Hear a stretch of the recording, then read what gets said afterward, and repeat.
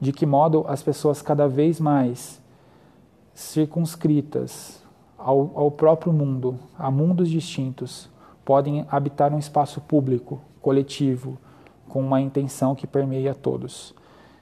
Esse é um desafio que a escola tem para encarar, é um desafio moderno, urgente, e nós estamos só começando a pensar sobre isso.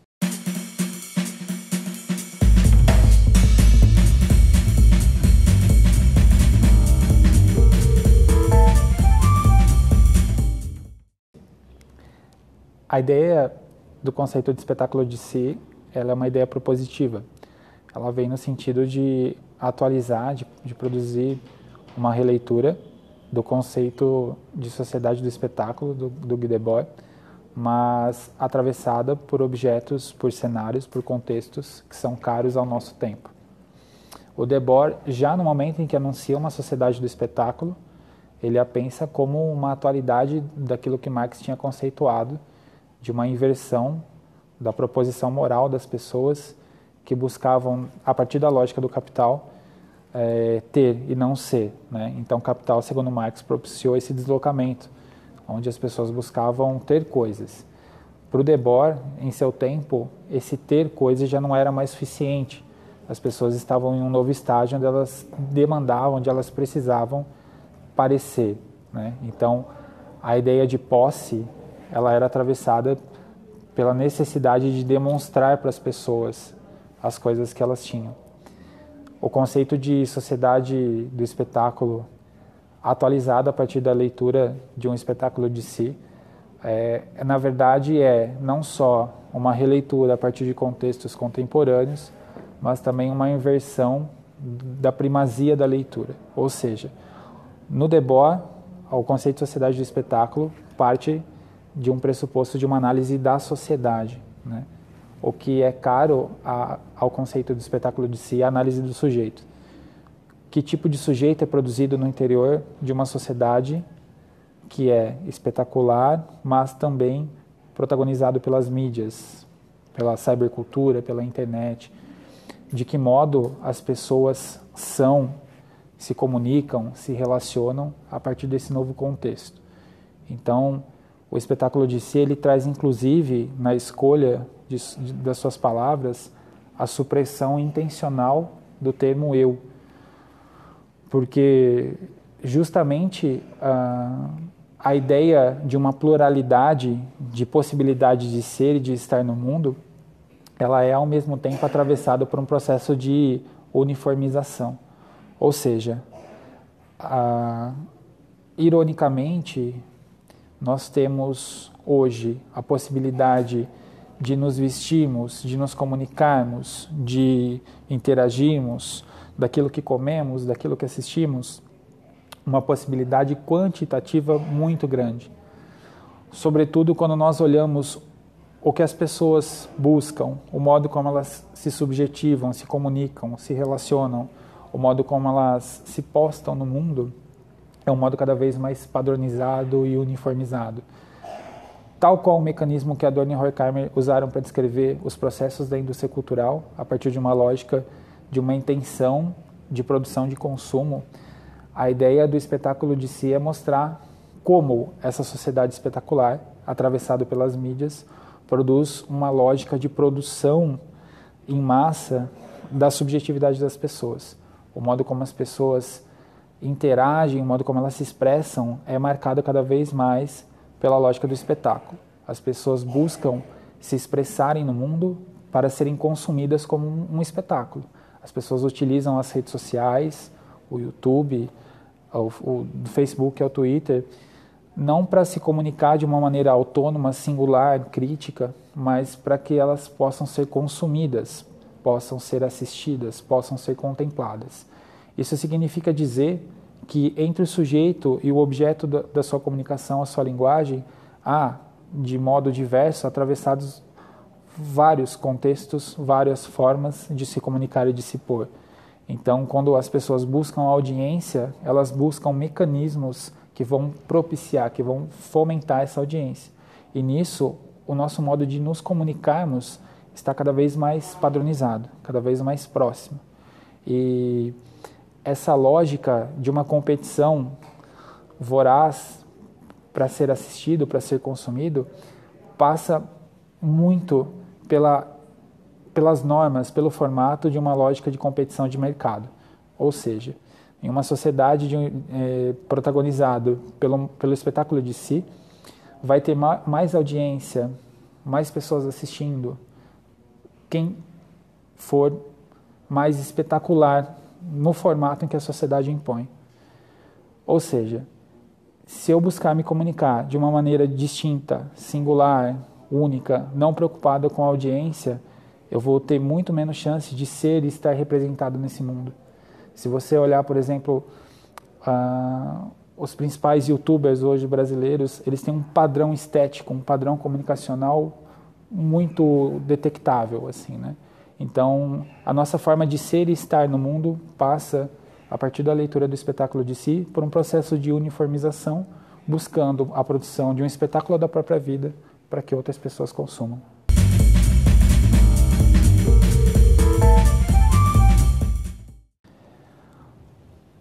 Para poder determinar o conceito, demonstrando toda a sua empiria, a partir de leituras como o Debord, como o Christoph Tierk, a partir da ideia de uma sociedade excitada, também a partir do conceito de indústria cultural de Adorno e Horkheimer, eu procurei demonstrar como que esse sentido de espetacularizar a vida privada, o que é uma reversão drástica do sentido do privado e do público que tínhamos, por exemplo, há 50 anos atrás, onde as pessoas buscavam preservar a sua vida privada, né, e tornar público somente uma parte seletiva da própria vida.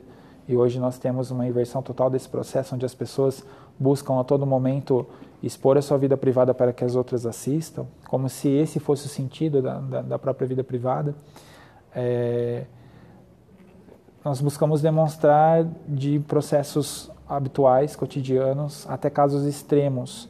Em todos os casos, atravessado pelo modo como o sujeito se põe, se comunica no mundo, havia permeado ali uma ideia de espetáculo de si, um espetáculo da própria vida.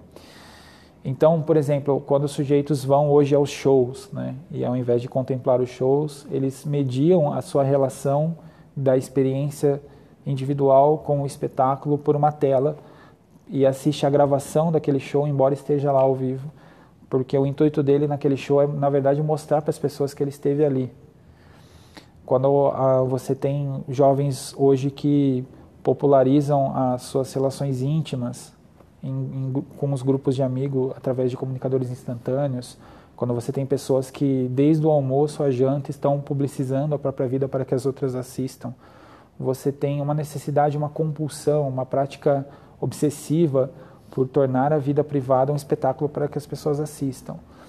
Mas essa é a faceta que atravessa a subjetividade das pessoas nas suas práticas mais habituais e comuns. Mas a ideia do espetáculo de si, ela ultrapassa essas fronteiras do habitual e se encontra com casos mais complexos que são atravessados por outros fatores, mas como, por exemplo, os casos de suicídio.com, que ainda são pouco estudados no Brasil, onde, sobretudo, jovens marcam um dia e uma hora para tentar contra a própria vida, ao vivo, mediado pela internet, né, pelas redes sociais, para que outras pessoas assistam. Então, o que leva, que tipo de produção de subjetividade, né, que modo que a cultura se impõe sobre o sujeito, ao ponto de, no ato mais extremo, mais agudo da própria existência humana, seja daquela vida em si, né, mas o ato mais íntimo que uma pessoa pode ter, já diria Durkheim, do atentado contra a própria vida, ainda assim existir ali a vontade de produzir aquele ato enquanto um show.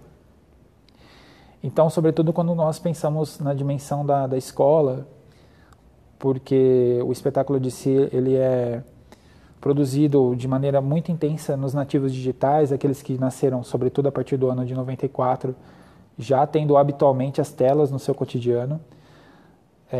Isso produz uma recodificação da linguagem, da subjetividade, que é muito violenta, que nós, enquanto educadores, temos muitas dificuldades de lidar e que a escola não está preparada para lidar com isso. O modo como as pessoas se relacionam por exemplo, no ambiente virtual, é completamente mediado pelas vontades individuais da pessoa. Na minha rede social eu posso te bloquear, eu posso te excluir. Aquilo que alimenta a minha página é conduzido a partir de uma lógica daquilo que eu quero ver. Então, nós estamos criando bolhas que são, nos ambientes virtuais, produzidas intencionalmente para que haja uma produção de consumo, mas que, ao passo em que eu só vejo aquilo que eu já penso, só escuto as vozes que eu concordo, e determino quem fala comigo, quem não fala, quem eu excluo, quem eu bloqueio e quem eu aceito, isso, no mundo real, no mundo concreto, é impossível de reproduzir. E aí os nossos jovens têm tido muita dificuldade de fazer essa transposição. Hoje nós observamos famílias que vão a um restaurante e estão cada um na sua bolha, né? Todos fisicamente presentes, mas ninguém intimamente ligado. E de que modo esse distanciamento, que ao contrário das intenções das redes sociais, que era aproximar pessoas distantes, mas na prática ela tem distanciado pessoas próximas, de que modo as pessoas cada vez mais circunscritas ao próprio mundo, a mundos distintos, podem habitar um espaço público, coletivo, com uma intenção que permeia todos. Esse é um desafio que a escola tem para encarar, é um desafio moderno, urgente, e nós estamos só começando a pensar sobre isso.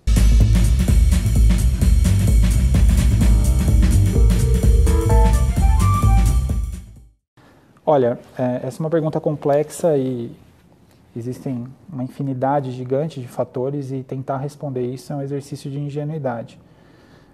Talvez existam alguns fatores que nos saltem aos olhos de maneira mais aguda e a partir dele nós possamos entender os princípios da produção dessa sociedade. Começaria dizendo que o modo da produção do capital ela é um fator preponderante que nós não podemos ignorar, porque a lógica da necessidade das trocas para a produção da riqueza demanda do próprio sistema a produção do desejo. Ou seja, para que haja a produção da riqueza, nós precisamos comprar coisas. E para que nós compremos coisas, a princípio, essa relação de compra se daria apenas pela necessidade objetiva. Na verdade, o tanto que o capital precisa da intensidade das trocas, as nossas necessidades objetivas seriam insuficientes. Por isso, o capital ele precisa produzir a vontade do consumo, o desejo do consumir. Então, essa relação passa a mudar da aquisição do ter para a aquisição da vontade do ter, do prazer em ter, do desejo de ter. E esse é um recondicionamento subjetivo que, ao longo do tempo, vai produzindo pessoas que, em uma sociedade pautada pelas mídias, acabam aprendendo a se comunicar a partir de uma lógica da produção do desejo de ser assistido. Um outro fator que é preponderante nesse sentido, como consequência disso, é qual é a linguagem que comunica o desejo da mercadoria? A linguagem que comunica o desejo da mercadoria é a propaganda. É a partir da propaganda que nós somos atravessados pela produção de um desejo de consumir. Normalmente a propaganda ela é, de maneira direta, a relação entre o consumo de um produto e a satisfação de uma necessidade subjetiva. Compre isso para você ser feliz. Compre tal coisa para você ser atraente. Essa falsa relação vai produzindo a ideia de que é a partir do discurso da propaganda, do consumo, de uma adesão a uma agenda de consumo, que nós somos nessa sociedade do espetáculo. Do ponto de vista da minha proposição de um espetáculo de si, esse ser passa pelo consumo da imagem. Ou seja, se o produto é a partir do desejo que nós temos dele, nós somos a partir do desejo que as pessoas têm de nos assistir. Isso é amplamente potencializado pela facilidade do acesso a essas mídias. Hoje, a maioria dos adolescentes tem acesso à internet e uma câmera em casa, e já consegue produzir ali um próprio canal para pôr no YouTube, por exemplo. E a lógica da quantificação e da monetização desses espaços também foi um propulsor muito importante. Ou seja, hoje você tem adolescentes que vivem de expor a própria vida, ganham muito bem para isso e têm a produção do desejo do ser consumido quantificado pelos próprios portais. No YouTube você vê quantas pessoas gostam daquilo que você fala, você vê quantas pessoas te assistem. Então é a junção de uma recompensa material e da satisfação do ego, ao mesmo tempo, no mesmo lugar, para fazer a mesma coisa. Então, a junção desses componentes produz gradativamente a adesão das pessoas a uma modalidade linguística similar à da propaganda. Nós nos comunicamos nas redes sociais a partir de uma lógica de propaganda. As pessoas vendem a vida privada através de uma construção falsa, tal qual toda propaganda, de uma vida perfeita, bem vivida, intensa e feliz, quando a gente sabe que as pessoas não são tão felizes assim o tempo todo. E isso vai desde o cotidiano de uma rede social até os casos extremos que foram estudados a partir da lógica do espetáculo de si, onde você tem, por exemplo, o caso de um menino mexicano, Esteban Ortiz, que ele anunciou a própria morte durante semanas com uma estratégia de marketing conhecida como teaser. Ele deu pequenos indícios de um dia, de uma hora e de um endereço virtual que as pessoas podiam assistir, sem contar para as pessoas o que ia acontecer. Essa é uma estratégia de marketing utilizada para anunciar determinados produtos, sobretudo filmes, né, que você dá apenas um gostinho e incita a curiosidade do telespectador para consumir aquilo que virá. E como uma pessoa pode ter essa capacidade de gerenciar um ato tão derradeiro que vai acontecer num futuro, e ele vai mediando essa tensão de que um dia vai acontecer através de uma lógica de propaganda, somente para que as pessoas pudessem assistir. Nesse mesmo caso, o menino tenta contra a própria vida e acaba não conseguindo consumar o ato, ele é salvo, fica um tempo internado, e quando ele volta, em uma das entrevistas que ele deu, ele claramente descreve que aquilo que ele queria deixar para as pessoas era um espetáculo épico, a expressão dele, né? Então ele realmente pensou a própria morte como um show. E aí um componente fundamental, a memória digital. A nossa memória, tal qual nós concebemos antes do advento das câmeras, ela é uma memória subjetiva e que é encerrada com o fim da nossa existência. Aquilo que você vai guardar dessa conversa hoje acaba quando a sua existência acabar, e ela é uma produção subjetiva. A câmera ela não é uma produção subjetiva, ela é uma produção objetiva, né? E uma vez posto na rede, dificilmente você consegue eliminar isso da memória virtual. Ela sempre vai estar ali rondando os computadores de pessoas do mundo todo. A junção de muitos componentes diferentes, desde o advento das mídias até a nossa produção da cultura, o modo como a propaganda ganha cada vez mais espaço na televisão, na internet, são fatores que juntos vão encaminhando a produção de uma subjetividade voltada para o espetáculo de si.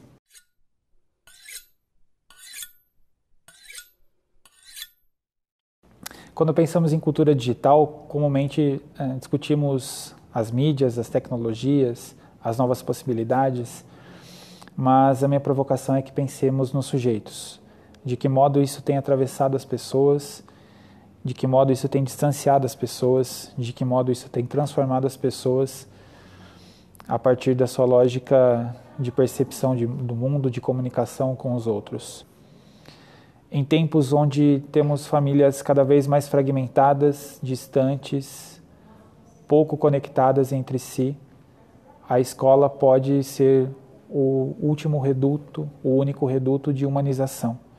Para além do desafio que a escola sempre teve da transmissão dos conteúdos, cabe à escola repensar o seu papel nesse contexto e propiciar relações mais humanas para que nós invertamos a lógica atual, no qual as mídias determinam a nossa vida, para que, em breve, nós possamos utilizar as mídias para sermos mais, para sermos melhores, para sermos mais humanos.